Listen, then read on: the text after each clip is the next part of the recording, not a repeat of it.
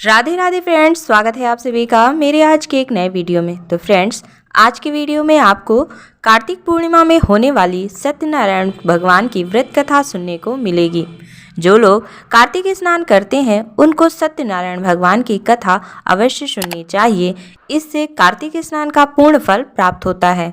तो चलिए सत्यनारायण भगवान की व्रत कथा शुरू करते हैं। प्राचीन समय में उल्कामुख नाम का एक बुद्धिमान राजा था। उल्कामुख सत्यवक्ता एवं जितेंद्रिय था।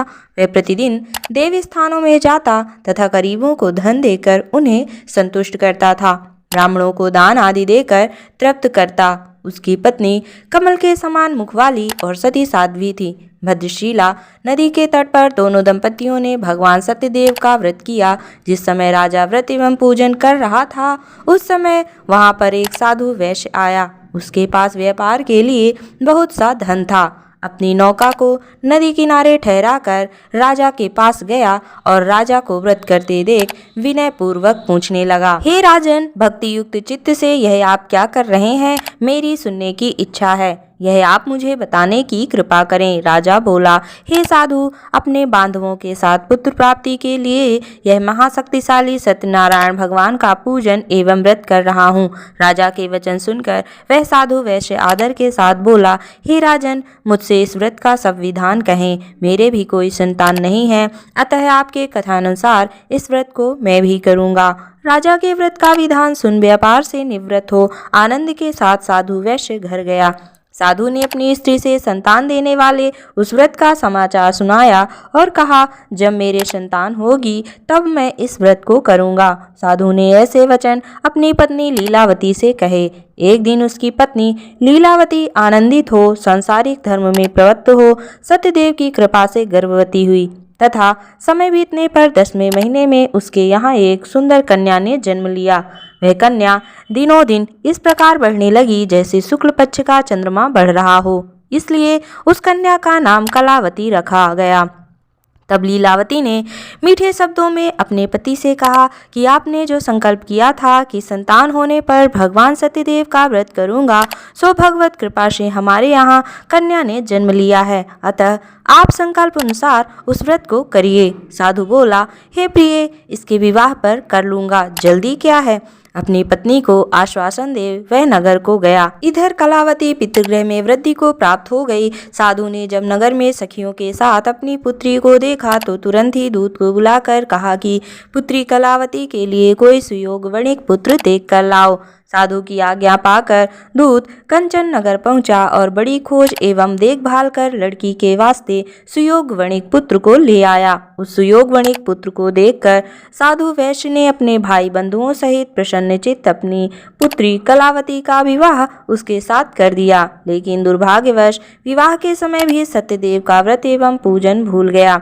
तब भगवान सत्यनारायण कुपित हो गए और श्राप दिया कि तुम्हें दारुण दुख प्राप्त होगा। अपने कार्य में कुशल साधु बनिया अपने जमाता सहित समुद्र के समीप व्यापार करने रत्नसारपुर पहुंचा और वहां चंद्रकेतु राजा के नगर में दोनों ससुर जमाई व्यापार करने लगे। एक दिन भगवान सत्यनारायण की माया से प्रेरित होकर दो चोर राजा के धन को चुरा कर भागे जा रहे थे, किंतु पीछे से राजा के दूतों को आता देख वे दोनों चोर घबरा कर भागते भागते धन को वहीं चुपचाप छुपा दिया जहां दोनों ससुर जमाई ठहरे हुए थे।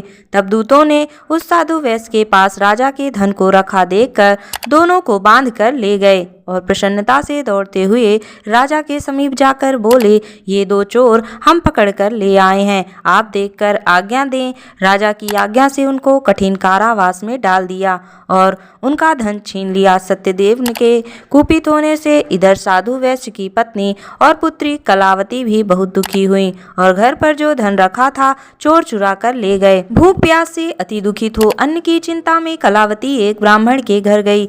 वहां उसने सत्यनारायण व्रत होते देखा। उसने कथा सुनी तथा प्रसाद ग्रहण कर रात को घर आई।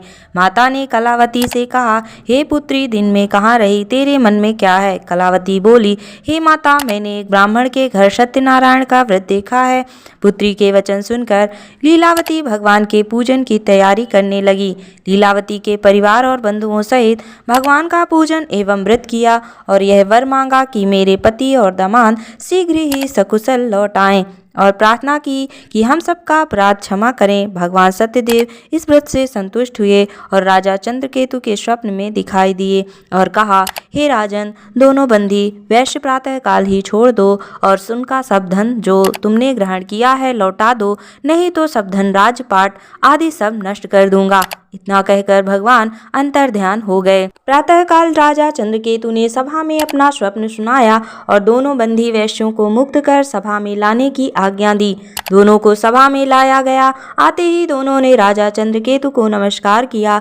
राजा चंद्रकेतु मीठे वचनों से बोले, हे महानुभावों, भावी वश ऐसा कठिन दुख प्राप्त हुआ है, अब कोई भय नहीं है। ऐसा कहकर उन दोनों को छौर कर्म करा, नए नए वस्त्राभूषण पहनाकर तथा आदर के साथ उनका जितना धन लिया था उससे दोगुना कर धन दिलाकर विदा किया। साधु वैश्य ने भगवान का धन्यवाद कर मंगलाचार करके यात्रा आरंभ की और अपने नगर को चला। उनके थोड़ी दूर पहुंचने पर दंडी वेशधारी सत्यनारायण भगवान ने उनसे पूछा, हे साधु, आपकी नाव में क्या है? अभिमानी वणिक हंसता हुआ बोला, हे दांडी, आप क्यों पूछते हैं? क्या मेरा धन लेने की इच्छा है? मेरी नाव में तो बेल तथा पत्ते भरे हुए हैं। वैश्य का कठोर वचन सुनकर भगवान ने कहा, तुम्हारा वचन सत्य हो। ऐसा कहकर दंडी वहां से चले गए और कुछ दूर जाकर समुद्र के किनारे बैठ गए। दांडी के जाने पर वैश्य ने नित्य क्रिया करने के बाद नाव को ऊंची उठी देखकर अचंभव किया तथा नाव में बेल आदि देखकर मूर्छित हो जमीन पर गिर पड़ा। फिर मूर्छा खुलने पर बहुत शोक करने लगा। तब उसका दामाद बोला, आप शोक ना करें, यह दंडी का श्राप है, अतः उनकी शरण में चलना चाहिए, तभी हमारी मनोकामना पूरी होगी। दामाद के वचन सुनकर वह दंडी के पास पहुंचा। अत्यंत भक्ति भाव से प्रणाम करके बोला, मैंने जो आपसे असत्य वचन कहे थे उसके लिए क्षमा कीजिए। ऐसा कहकर महान शोकातुर हो रोने लगा। तब दंडी भगवान बोले, हे वैश्य पुत्र, मेरी आज्ञा से बार बार तुम्हें दुख प्राप्त हुआ है, तू मेरी पूजा से विमुख हुआ है। साधु वणिक बोला, हे भगवान, आपकी माया से मोहित ब्रह्मा आदि भी आपकी कृपा को नहीं जानते, तब मैं अज्ञानी कैसे जान सकता हूँ? आप प्रसन्न होइए, मैं सामर्थ्य के अनुसार आपकी पूजा करूँगा। मेरी रक्षा करो और पहले की तरह मेरा सामान नौका में भर जाए। उसके भक्ति युक्त वचन सुनकर भगवान प्रसन्न हो गए और उसकी इच्छानुसार वर देकर अंतर्ध्यान हो गए। तब उन्होंने नाव पर आकर देखा कि नाव धन से परिपूर्ण है। फिर वह भगवान सत्यदेव का पूजन कर साथियों सहित अपने नगर को चला। जब अपने नगर के निकट पहुंचा तब दूत को घर भेजा। दूत ने साधु के घर जा उसकी स्त्री को नमस्कार कर कहा कि साधु अपने दामाद सहित इस नगर के समीप आ गए हैं। ऐसा वचन सुन लीलावती ने बड़े हर्ष के साथ सत्यदेव का पूजन कर पुत्री से कहा, मैं अपने पति के दर्शन करने जाती हूँ, तुम कार्य पूर्ण करके शीघ्र आना। माता के वचन सुनकर कलावती प्रसाद छोड़ पति के पास गई। प्रसाद की अवज्ञा के कारण सत्यदेव ने रुष्ट हो उनके पति को नाव सहित पानी में डुबो दिया। कलावती अपने पति को ना देखकर रोती हुई जमीन पर गिर गई। इस तरह नौका को डूबा हुआ तथा कन्या को रोता देख साधु दुखित हो बोला, हे प्रभु, मुझसे या मेरे परिवार से जो भूल हुई हो उसे क्षमा करो। उसके दीन वचन सुनकर भगवान सत्यदेव को दया आ गई और आकाशवाणी के द्वारा बोले, हे साधु, तेरी कन्या ने मेरे प्रसाद का त्यागा है, इसलिए इसका पति अदृश्य हुआ है। प्रसाद ग्रहण कर आए तो इसका पति इसे जरूर मिल जाएगा। आकाशवाणी को सुन कलावती ने घर पहुंचकर प्रसाद खाया। फिर उसने आकर अपने पति के दर्शन किए। तब वैश्य परिवार के सब लोग प्रसन्न हुए। फिर साधु ने बांधवों सहित सत्यदेव का विधि पूर्वक पूजन किया। उस दिन से हर पूर्णिमा व संक्रांति को सत्यनारायण भगवान का पूजन करने लगा। फिर इस लोक में सुख भोग कर स्वर्ग को चला गया। तो यह थी सत्यनारायण व्रत की कथा। सत्यनारायण व्रत की कथा पूर्णिमा के दिन अवश्य सुननी चाहिए। कार्तिक स्नान करने वाले सत्यनारायण व्रत की कथा अवश्य सुने। तो कैसी लगी आपको कथा कमेंट बॉक्स में हमें ज़रूर बताएं और यदि आप हमारे चैनल पर नए हैं तो कृपया चैनल को सब्सक्राइब करना ना भूलें।